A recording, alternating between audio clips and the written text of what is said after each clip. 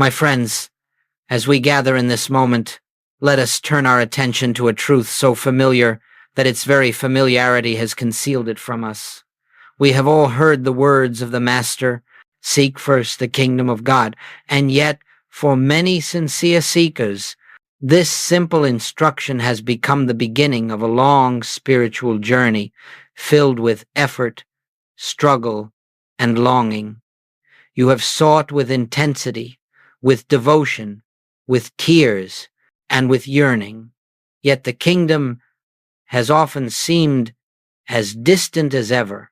The reason is not that the kingdom is far away, nor that you have failed in your seeking, but that the true meaning of this instruction has been hidden beneath centuries of misunderstanding. When Jesus spoke of seeking, he did not send you outward into the world of activity, nor inward into the realm of mental striving. He pointed you toward a reality already present, already functioning, already complete within your own consciousness. The kingdom of God is not something to be achieved. It is something to be recognized. And so as we begin our time together today, let us set aside the belief that we are trying to reach something that lies beyond us. Let us approach this teaching with the quiet awareness that what we are seeking is already here, awaiting only our recognition. In this hour, I invite you not to strive, not to attempt, but simply to rest in the possibility that the kingdom is far nearer than you have ever imagined, nearer than breath, nearer than thought, as close as your own being. As we move deeper into this subject, let us consider how the simple word seek has been subtly transformed in human consciousness into something the Master never intended. Over the centuries, seeking has come to mean striving, laboring, reaching outward, and attempting through personal effort to attain something we imagine ourselves lacking. And so, when we are told to seek first the kingdom, we instinctively begin a journey of activity, prayer as effort, meditation as discipline, devotion as duty, all arising from the hidden belief that God is somewhere else and that we must somehow reach him. Yet this very impulse reveals the core misunderstanding. All striving implies distance, and distance implies separation. And separation, my friends, is the original spiritual error. It is the belief that God is there and we are here, that the kingdom is a reward to be earned or a destination to be reached.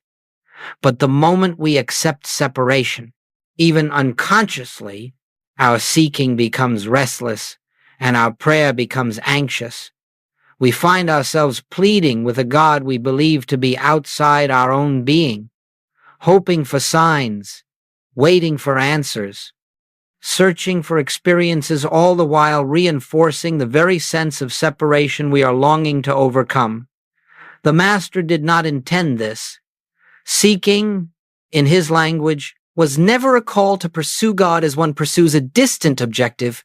It was an invitation to turn away from external dependence and inward mental struggle, and to rest in the awareness that the presence we seek is already the life of our life, the soul of our soul, and the consciousness in which we dwell.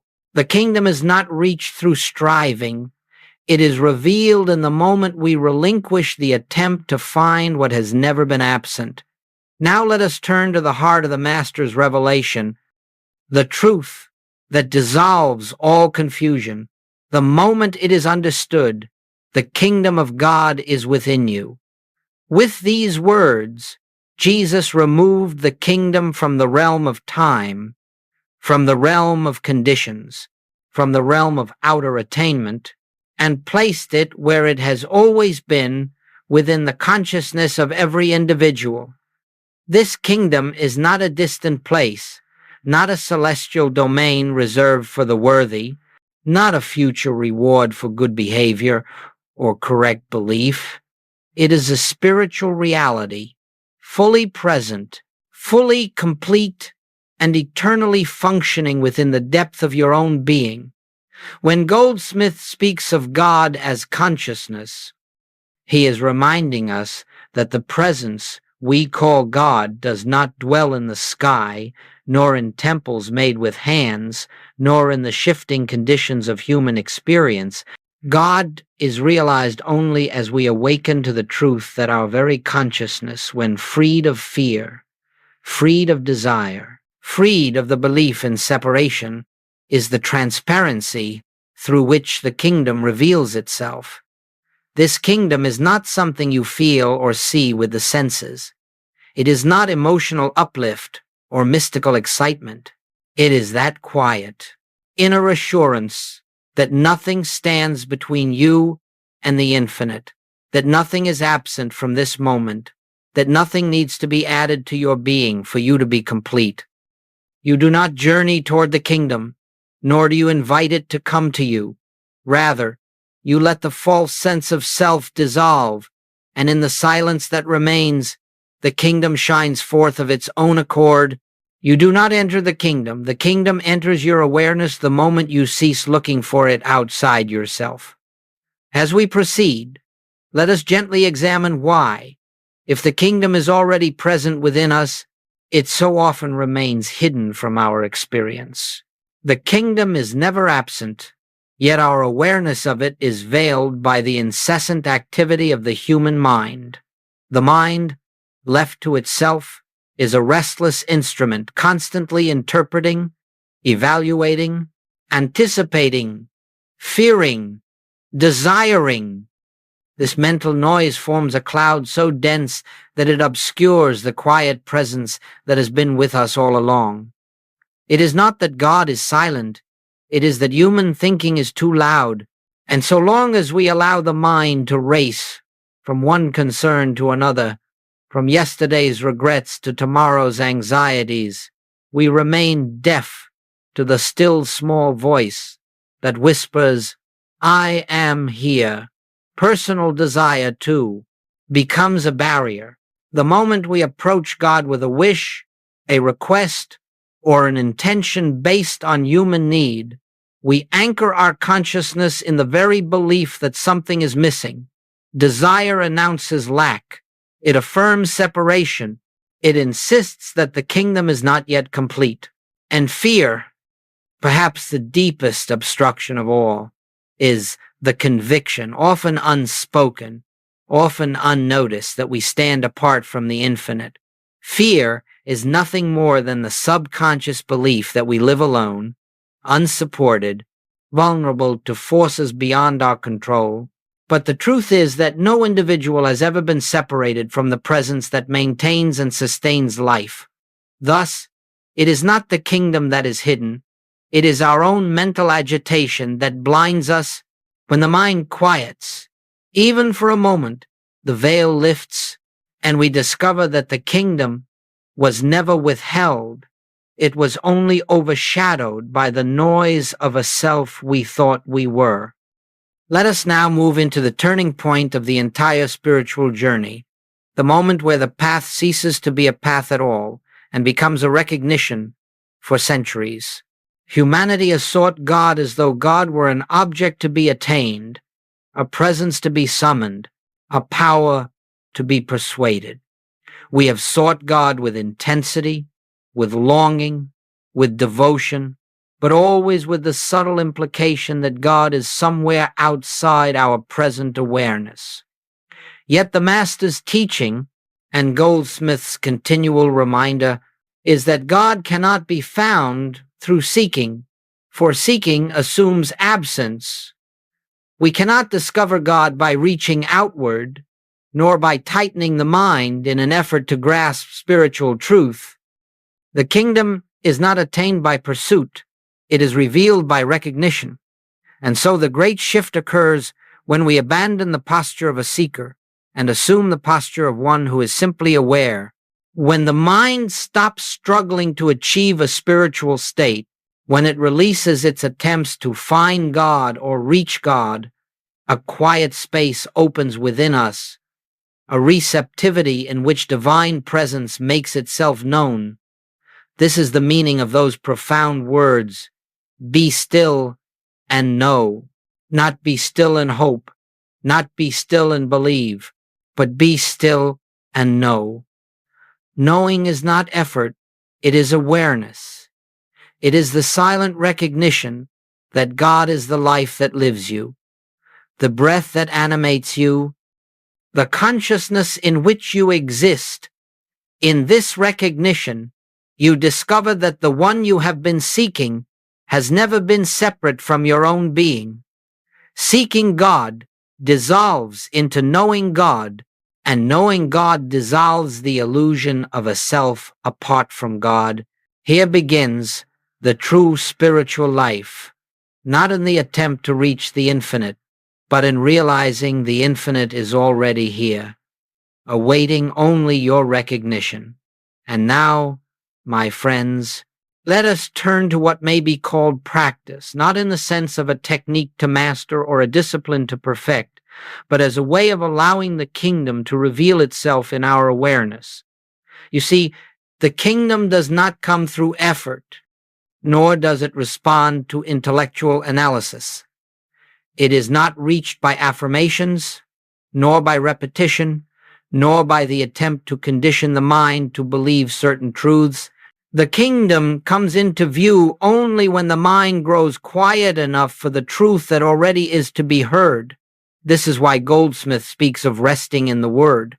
Resting means we cease trying to make truth act, and instead we allow truth to act upon us. We take a simple spiritual principle not to convince ourselves, not to claim anything, but to lift consciousness above the din of human thought.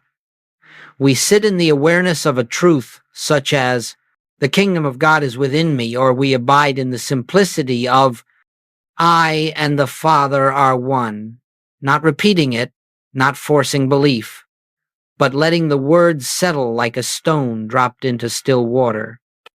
There is no effort here, no straining for experience, no anticipation. We are not waiting for a sign. We are not hoping for a feeling. We are simply opening the inner ear to the presence already functioning as our very being. As the mind grows quiet, something subtle occurs. We sense, without any outward evidence, that we are not alone, that we are not separate, that the presence we call God is nearer than breath. And in that quiet recognition, the kingdom begins to disclose itself not as a mystical event, not as an emotional high, but as a deep, steady, interior assurance. This is entering the kingdom, not through effort, but through receptivity, not by trying to reach God, but by being still long enough to discover that God has never once withdrawn from us. As we continue, it is important to understand that the recognition of the kingdom does not suddenly remake the outer world through dramatic signs or spectacular changes. Rather, it quietly transforms the one who beholds it. When the kingdom is recognized, the first change is not in circumstances, but in consciousness. The anxieties that once drove us lose their claim over our attention. The pressures we once felt so heavily begin to dissolve, not because conditions have altered, but because the sense of a separate self struggling to manage life no longer dominates our awareness. You begin to notice that fear loosens its grip, not through resistance, but through the realization that the presence within you is greater than whatever appears before you. Relationships soften because you are no longer approaching others from a place of need or defense. Decisions become clearer, not through intellectual effort, but through the quiet intuition that arises when the mind is receptive to divine guidance. This is not positive thinking, nor is it an attempt to manifest a better experience. It is simply the natural outpouring of spiritual awareness. Goldsmith reminds us that we do not seek these outer improvements. They come as the shadow, the byproduct of an awakened consciousness. When you recognize the kingdom within, health may unfold, not because you fought disease, but because you ceased identifying with fear. Supply may appear, not because you prayed for money, but because you shifted from a sense of lack to an awareness of completeness. Guidance arises, not because you demanded answers, but because you became still enough to hear what has always been speaking within. The kingdom does not change the world. It changes your vision of the world. And as your perception shifts, the world begins to reflect the harmony that was present in your consciousness all along. This is the quiet miracle of recognition. The kingdom reveals itself first, within, and then, almost unnoticed, its harmony expresses itself throughout every aspect of your life. Now, my friends, having seen something of what unfolds when the kingdom is recognized, we come to the question of daily living. How do we move through the ordinary activities of life, our work, our relationships, our responsibilities, while maintaining awareness of this inner presence? The answer is beautifully simple, though it requires sincerity. We return again and again to the realization that the kingdom goes before us, not as a mental affirmation, not as a protective shield, but as the truth that divine presence is the very activity of our being. Living in the kingdom means that we do not begin the day as isolated individuals hoping to find God along the way. Instead, we begin with a quiet recognition that wherever we are, God is. That whatever we face, the infinite is already present as wisdom, love, and intelligence. Throughout the day, we pause not to plead, not to question, but to remember. A moment of silence in the midst of work, a breath of recognition before a conversation, a quiet inner turning when confusion arises. These brief pauses are not techniques. They are openings, small windows, through which the light of the kingdom enters our awareness again and again. And with each remembrance, the sense of personal responsibility begins to dissolve. We act, but not as isolated egos. We speak, but not from fear or self-defense. We meet challenges, but not with the belief that the burden falls upon us alone. Goldsmith teaches that this is living by grace, allowing the divine to express itself through us, rather than attempting to direct life through personal will. As this becomes our way of living, an inner steadiness develops, a quiet confidence that does not depend on circumstances. The outer world may fluctuate, yet within us there is a presence that remains constant. This steady recognition is the kingdom lived, not as an experience to seek, but as the atmosphere in which we walk, breathe, and exist. And now, as we bring our time together to a close, let us rest for a moment in the simplicity of what has been revealed. The kingdom of God, the very thing humanity has sought through prayer, ritual, striving, and longing, has never been distant, never withheld, never delayed. It has always been the silent foundation of your being, awaiting only the lifting of the veil created by fear, desire, and the belief in separation. You have not been journeying toward the kingdom. You have been awakening to it. Every moment of stillness, every surrender of mental effort, every quiet turning within has brought you nearer, not to some far-off realm, but to the recognition of what has been eternally present. And so, as you leave this time of contemplation, do not think of yourself as one who must maintain a spiritual state or achieve a spiritual goal. Simply remember that the presence you have touched here goes with you. Remember that the kingdom is not an attainment, but a revelation. Remember that God is not outside, but the very life that lives you. And as you remember, a deep peace will accompany you, not the peace of favorable conditions, but the peace born of knowing that nothing can separate you from the infinite that constitutes your being. Let this awareness walk with you into every moment of your day, until the truth becomes as natural as breathing. The kingdom you sought was never beyond you, it was within you from the beginning.